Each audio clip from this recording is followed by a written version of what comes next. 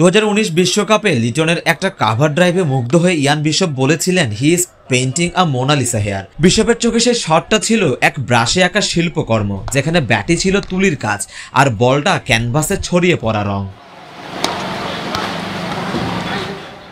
সেই থেকে লিটন দাস হয়ে উঠেছেন ক্রিকেটের মোনালিসা, যিনি ব্যাট হাতে 22 গজের ওই সবুজ ক্যানভাসে এঁকেছেন চোখ জুড়ানো সব শটের বাহার। এক একটা কাভার ড্রাইভ, এক একটা কাট শট যেন শিল্পীর হাতে তৈরি কোনো নিখুঁত শিল্পকর্ম।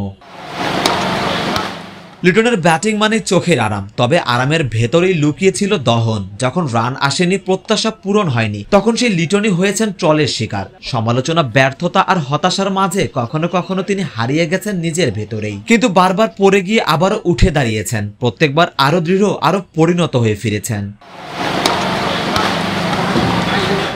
সেই লিটন দাসই এখন বাংলাদেশের ব্যাটিং এর মধ্যমণি। টি-20তে দেশের সর্বোচ্চ রান সংগ্রাহক হয়েছেন। দ্রুততম অর্ধশতকটাও লিটনের নামের পাশে। সবচেয়ে সফল টি-20 অধিনায়কও তিনি। ওয়ানডেতে তার নামের পাশে বাংলাদেশের সর্বোচ্চ ব্যক্তিগত রানের ইনিংসটাও।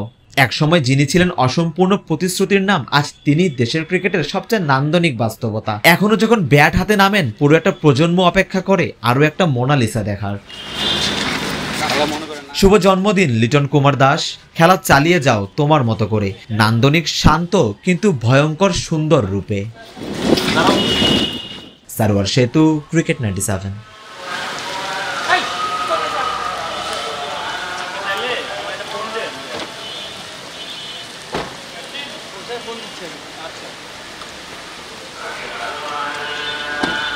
ওয়ালটন এখন দেশের সীমানা পেরিয়ে পৌঁছে গিয়েছে 50টিরও বেশি দেশে। ওয়ালটন, ঘরে ঘরে বিশ্বজুড়ে।